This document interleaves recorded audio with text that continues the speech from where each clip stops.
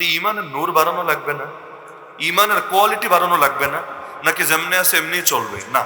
ইমানকে বাড়াতে হবে, ইমান বাড়ানোর মেহনত করতে হবে। কিভাবে?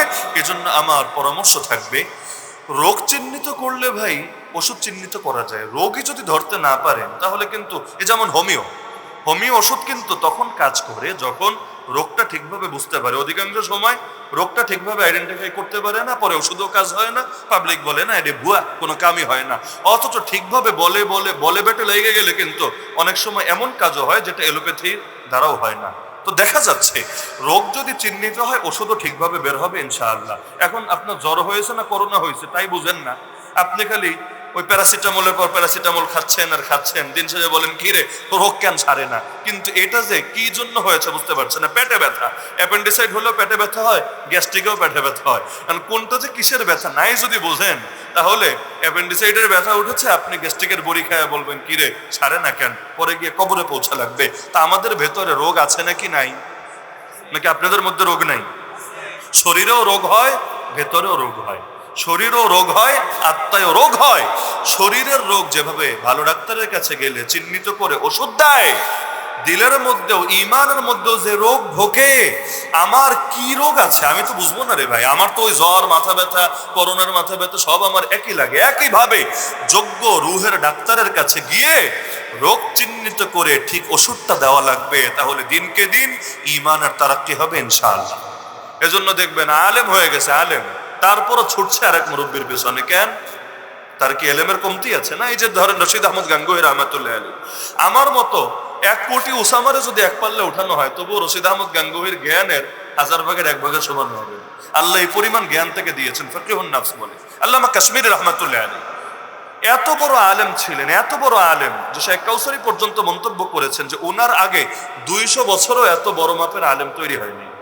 তো এখন দেখা যাচ্ছে এই রকম বড় আলেমরাও এমন কারো কাছে গিয়ে নিজের আত্মার চিকিৎসা করেছেন জ্ঞানের লাইনে যিনি হয়তো তাদের ধারে কাছেও নেই।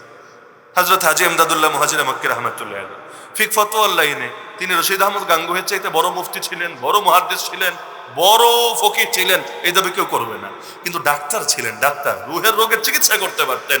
তো এখন দুনিয়াতে যেমন অনেক বড় শিক্ষিত লোকেরও ডাক্তারের কাছে যাওয়া লাগে, নাকি লাগে না? লাগে। তুমি এক লাইনে শিক্ষিত তাতে কি, এই লাইনে তো ভাই তোমার শিক্ষা নেই, আসো। এমনকি এক বিষয়ের ডাক্তার আবার আরেক বিষয়ের ডাক্তারের কাছে ধর্ণা দেওয়া লাগে। সে হয়তো নাক কান গলা বিশেষজ্ঞ হয়েছে, কিন্তু অন্য বিষয়ে তার ওইভাবে জ্ঞান নাই।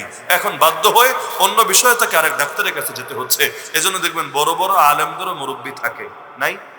নাই, মুরব্বী আছে। সুতরাং আমরা যারা সাধারণ মানুষ আলেমই হতে পারি নাই, আমাদের তো আরো বেশি দরকার। সুতরাং প্রত্যেকের প্রতি আমার পরামর্শ থাকবে, একজন আল্লাহওয়ালা বুজুর্গের সাথে ব্যক্তিগত সম্পর্ক রাখবেন। ব্যক্তিগত কেন বললাম? ওই ইউটিউব দেখে ডাক্তারের পরামর্শ শুনে ওষুধ খাওয়া যায়, নাকি ব্যক্তিগতভাবে গিয়া ট্রিটমেন্ট নিতে হয়? এখন যদি এমন হয় যে হুজুরের লগে আপনার সেই সম্পর্ক, কিভাবে? হুজুর মাহফিলে আসলে ওয়াজ শুনেন, ইউটিউবে হুজুরের লেকচার শুনেন, হবে না রে ভাই, এতটুকুতে হবে না। ব্যক্তিগত ট্রিটমেন্ট নিতে হবে, ব্যক্তিগত সম্পর্ক লাগবে। না হলে ইউটিউবের ডাক্তারের লেকচার শুই না ওষুধ খাইলে যা হবে, একইভাবে ইউটিউব চাইরা লেকচার শুই নাই নিজের মতো করে সব সিদ্ধান্ত নিতে গেলে ভালো হলেও হতে পারে, গ্যারান্টি নাই, কিন্তু উল্টাটাও আবার হতে পারে। আন্দাজে কাম করলে ভুলও হতে পারে, সঠিকও হতে পারে। তো দরকার কি রিস্কে যাওয়ার? সুতরাং আমার প্রত্যেকের প্রতি অনুরোধ থাকবে, সাহাবীরা নবীর সাথে যেভাবে ব্যক্তিগত সম্পর্ক রেখেছেন, আমরাও নবীর ওয়ারিসদের সাথে এমন ব্যক্তিগত সম্পর্ক রাখবো, আমাদের সব সমস্যা সমাধান তাদের থেকে নেওয়ার চেষ্টা করবো।